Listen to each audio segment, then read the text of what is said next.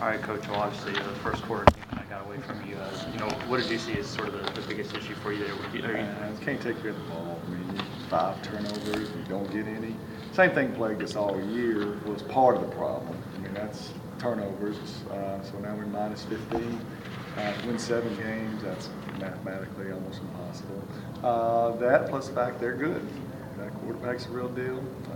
They run the ball good enough. They force you into some coverage issues. And, bottom line is we didn't play good. And what I told the team was this. I said, you've heard forever you're only as good as your last game.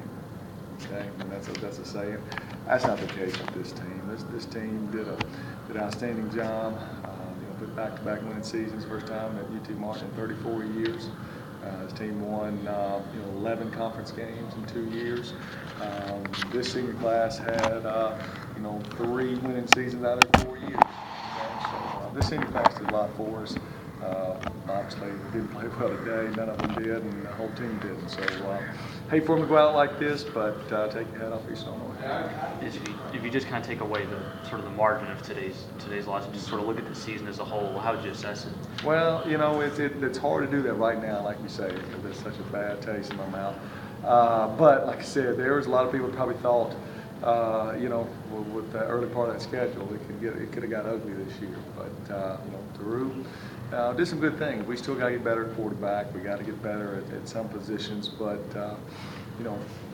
for 11 games, we were in every game. We won them or right there at the end. And today just is got to find a way. 8 years. This has never happened in a conference game in 8 years. And today just kind of kicked us in the face, and we got to figure out a way not to ever let this happen again. Did you feel like your team's mental approach was the way you wanted it, or was it maybe not well, at the beginning? That's sure Jacksonville didn't want to get behind 35-0 in the first quarter either. They got the wind at their back, and you turn the ball over, he's going to score. I mean, that's why that kid's going to make some money next year. We had awful offensive plan, awful defensive plan, and kids didn't execute. So you put those together, and that's about what the score is going to be. Do you think Eastern Illinois is going to win the national championship? I hope. I sure hope so. Our league needs that credibility, and so I hope they do. I think a lot of their coach. I think a lot of their quarterback. So Laura didn't even play today, so he'll be rested and ready to go too. So good for them. Good for them. I hope maybe beat some other people like they beat us today. For your guys that are coming back, what do you want them to sort of take from this season? We got to value the football first and foremost. There's a good standard that, like I said, is set from upperclassmen how to work and how to prepare. I'm very pleased with that. That's I've been here 8 years. There should be a certain standard that's here, and we've won a lot of games. But I've got to do a better job coaching. We got to take care of the ball. We got to take care of the football.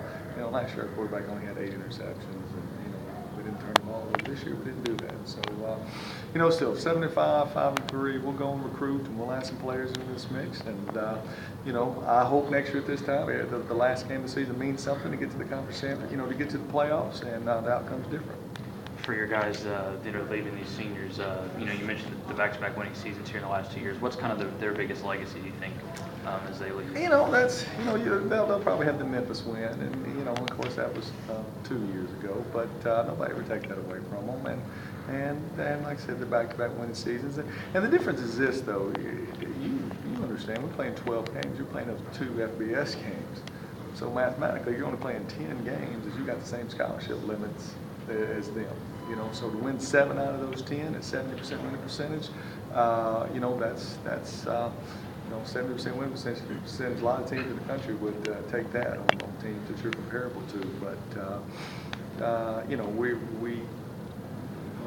but you don't coach for 75 seasons, and I'll never settle for that. We got to get better.